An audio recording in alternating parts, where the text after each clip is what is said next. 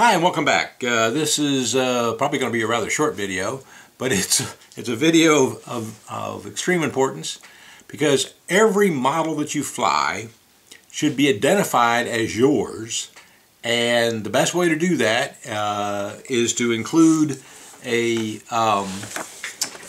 tag that looks like this, okay? And I'll read that to you.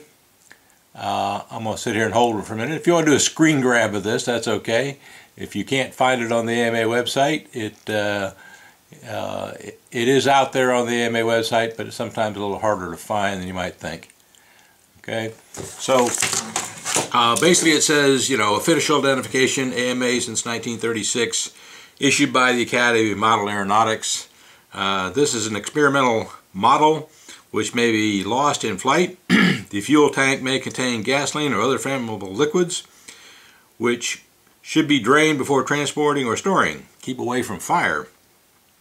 Finder should notify owner immediately.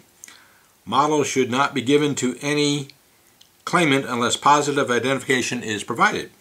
And then you put your license number, which is your AMA number, your name, your address, your city, your state, and a phone to be reached at. And it says in big bold letters, unauthorized possession of this model can lead to prosecution under law. The identification is one thing, and that's important to get your model back. But the other thing is, this is a necessary requirement for the AMA for the insurance purposes. So if your model just flies off into the wild blue yonder and you can't find it anymore, and it hits somebody's house, that little tag provides you your insurance, providing you are doing everything else correctly according to the AMA regulations.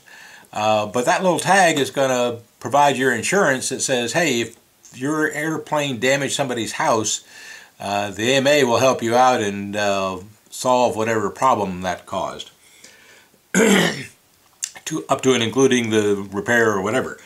You can read the AMA website. The AMA is an important part of this hobby. I can't stress that enough. Everyone that has an airplane or a drone or whatever ought to be a member of the AMA and fly at AMA sanctioned fields. And according to the AMA rules, which are supported by the FAA, which you gotta follow or you get thrown in jail. And especially with all the new regulations coming out, there was a new regulation that was just proposed by the FAA about drones this past week. And so that little tag is very important. And I want to make sure you understand that what you do is you fill that out.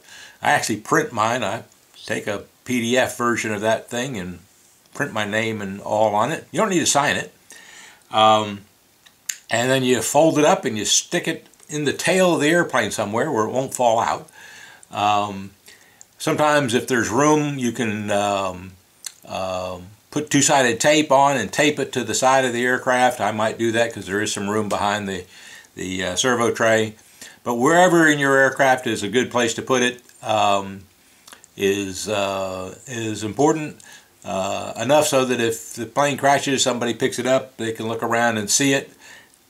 And that's why taping it to the side of the aircraft, on the inside of the aircraft, like in this particular case, I'm probably going to tape it on the back of the, on the side of the aircraft behind the servo tray, where the two push rods are for the rudder and elevator.